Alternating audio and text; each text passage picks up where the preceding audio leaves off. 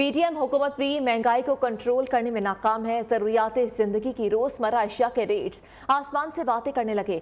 मुल्तान में मुख्तलिफ ब्रांड्स का घी 550 से 570 रुपए फी किलो में फरोख्त होने लगा। एलपीजी का घरेलू सिलेंडर 3840 रुपए का हो गया। 15 किलो आटे का थैला 2800 रुपए तक पहुंच गया। बढ़ती महंगाई के बायस शहरी शदीद मुश्किलात का शिकार। इस हवाले से मजीद जानते हैं माजिद क्लासरा से। माजिद बताएगा शहरी क्या कहते हैं।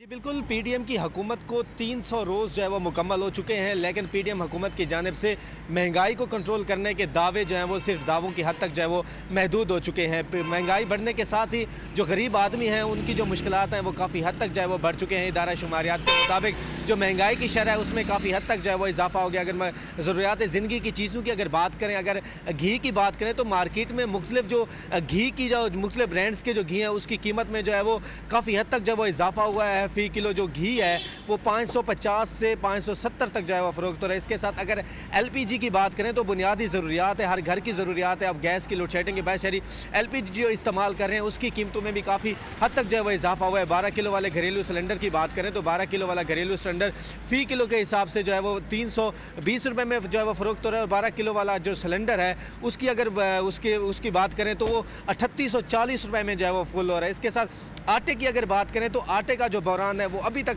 शहर मुल्तान में जो है वो बरकरार है। मार्केट्स के अंदर आटा जो है वो मौजूद नहीं है, और जो जिन मार्केट्स के अंदर आटा मौजूद है तो वो महंगे दामों जो है वो फ़रोख्त कर रहे हैं। 15 किलो वाले प्राइवेट आटे के रेट्स की अगर बात करें तो 15 किलो वाला जो प्राइवेट आटे का जो थैला है वो 2800 रुपये तक जो है वो फ़रोख्त हो रहा है, जिसके बाद जो है वो फ़ी किलो कीमत 160 तक जो है वो पहुँच चुके हैं। हमारी शहरों से बात हुई तो उनका भी यही कहना था कि पीडीएम हुकूमत को 300 रोज़ जो है वो मुकम्मल हो चुके हैं। महंगाई को कंट्रोल करने के दावे किए जाते थे, लेकिन इमरान खान के दौरे हुकूमत में भी उनका कहना था कि महंगाई अरूज पर थी, और इस पीडीएम के दौरे इक़्तिदार में भी महंगाई अरूज पर है। उन्होंने वज़ीर आज़म शहबाज शरीफ से मुतालबा किया कि इस महंगाई को कंट्रोल करने के हवाले से मौसर जो है वो इक़दाम किए जाएँ, ताकि गरीब आदमी जिसकी आमदन तो कम है और उसके अखराजात जो है वो अब वो डबल हो चुके हैं, जिसकी वजह से उनकी जो है वो मुश्किलात बढ़ चुकी है, और इस महंगाई को कंट्रोल करें ताकि गरीब आवाम जो है वो ज़रूरियात ज़िंदगी की जो चीज़ें वो आसानी से खरीद सके। ठीक है माजिद, बहुत शुक्रिया अपडेट करने के लिए। हालिया महंगाई की लहर से उबाड़ों में कपड़ों का कारोबार शदीद मुतासिर है। बाजारों में सन्नाटा है। दुकानदार सारा दिन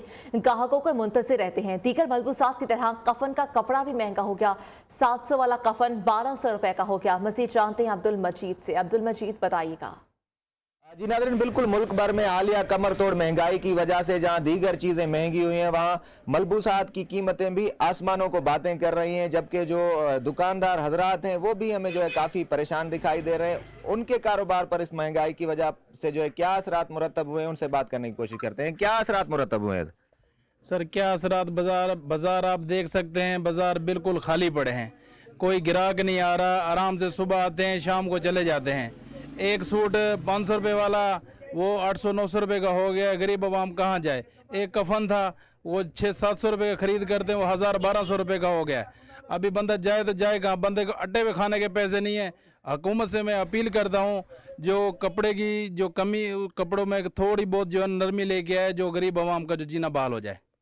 जी नाज़रीन, बिल्कुल दुकानदार की बातें आपने सुनी। उनका कहना है महंगाई की वजह से ग्राहक उनके पास बिल्कुल ही कम आ रहे हैं। जो कपड़ों की कीमतें वो बेपनाह उनमें इजाफा हुआ है।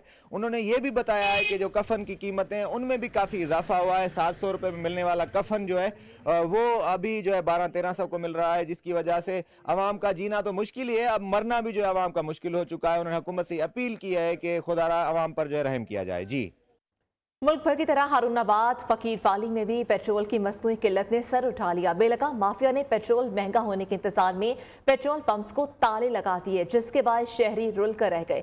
मजीद जानते हैं 4 तारीख से। जी 4 तारीख। जी बिल्कुल, मुल्क भर की तरह हारूनाबाद में भी पेट्रोल दस्तियाब नहीं है, और पेट्रोल पंप मालकान जो है पेट्रोल महंगा होने की इंतज़ार में है, और पेट्रोल 282 रुपये 50 रुपये लीटर के बावजूद अब और 30 रुपये महंगा होने के चांसेस हैं, और पेट्रोल पंप वालों ने पेट्रोल देना बंद कर दिया है। और मेरा कैमरामैन दिखा सकता है कि मेरे पीछे जो लाइनें लगी हैं, पेट्रोल लेने वाले स्कूल जाने वाले बच्चे और ख़वातीन जो लोगों के साथ आए हैं उनको पेट्रोल नहीं दे रहे, और हुकूमत जो है वो माफिया के सामने घुटने टेकने पे मजबूर हो गई है, और लोग जो हैं बिल बुला के हुकूमत के खिलाफ नाराबाजी कर रहे हैं।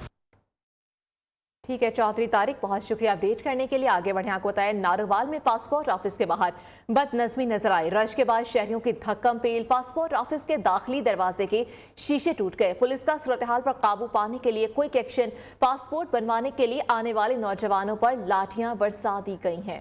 ये मनासिर है, देखा जा सकता है पासपोर्ट ऑफिस में रश के बायस ये बदनज़मी की सूरत हाल पैदा हो गई। पासपोर्ट ऑफिस के दाखिली दरवाजे के शीशे भी टूट चुके हैं। पासपोर्ट ऑफिस में रश के बायस ये धक्कम पेल के मनासिर, जिसके बाद पुलिस ने क्विक एक्शन लेते हुए लाठियां बरसा दी हैं। नारोवाल में पासपोर्ट बनवाने के लिए नौजवान पर पुलिस का लाठी चार्ज सामने आ गया। बदनज़मी की वजह से पुलिस ने क्विक एक्शन लेते हुए नौजवानों पर लाठियां बरसा दी। पासपोर्ट ऑफिस में रश के बायस धक्कम पेल हुई और बदनज़मी का शिकार हो गया ये तमाम सूरत हाल। और पासपोर्ट ऑफिस के दाखिली दरवाजे के शीशे भी टूट चुके हैं।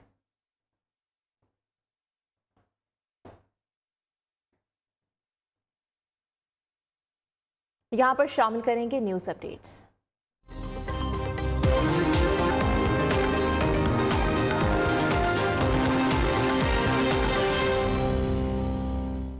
फैसलाबाद में शहर की अहम शाहराहों पर खुले मैनहोल मौत के कुएं बन गए। बेशतर सड़कों पर खतरनाक मैनहोल को बंद ना किया जा सका, जिसके बाद शहरी परेशान दिखाई देते हैं। वसीम जानते हैं वकास शराज से। जी वकास, बताइएगा।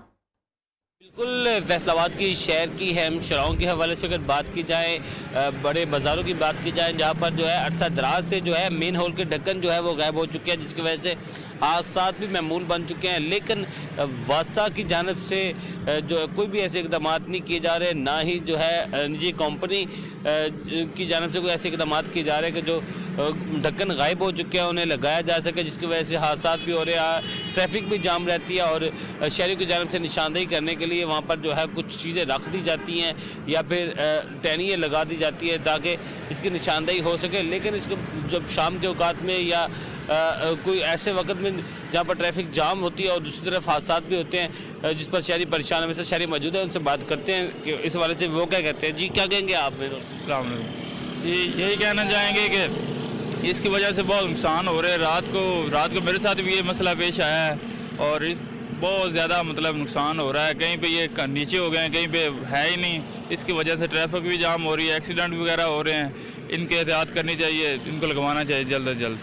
बिल्कुल, शहरी खासे परेशान दिखाई दे रहे हैं। उनकी कहना है कि मेन हॉल के ढक्कन जो है वो गायब होने की वजह से हादसा भी हो रहे हैं और शहरी जो ट्रैफिक में फंसे रहते हैं मुतालबा कर रहे हैं ज़िला इंतज़ामिया से, वासा इंतज़ामिया से कि जो मेन हॉल के ढक्कन गायब हो चुके हैं उन्हें फौरी तौर पर लगाया जाए ताकि शहरी हादसा से बच सकें। जी ठीक है वकास, बहुत शुक्रिया अपडेट करने के लिए। सरगोदा में ट्रैफिक की अब तक सूरत हाल के बाद शहरियों को सख्त परेशानी का सामना है।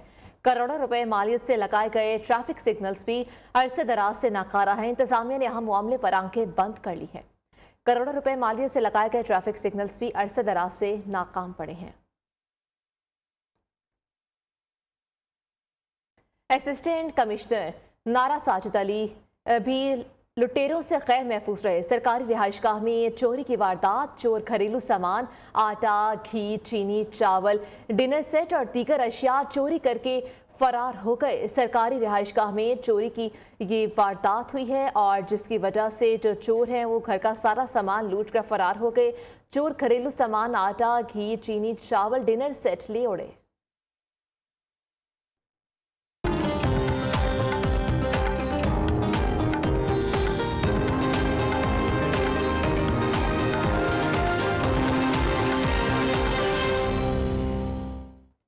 लियाकतपुर में 3 सदियों पुरानी रियासतुल्लाह आबाद, जहां आज भी पुराने वक्तों की इमारतें मौजूद हैं, जिसके आसार आहिस्ता आहिस्ता खत्म होते जा रहे हैं। इस रियासत की कब बुनियाद रखी गई, देखिए मारूफ अनवर की इस रिपोर्ट में।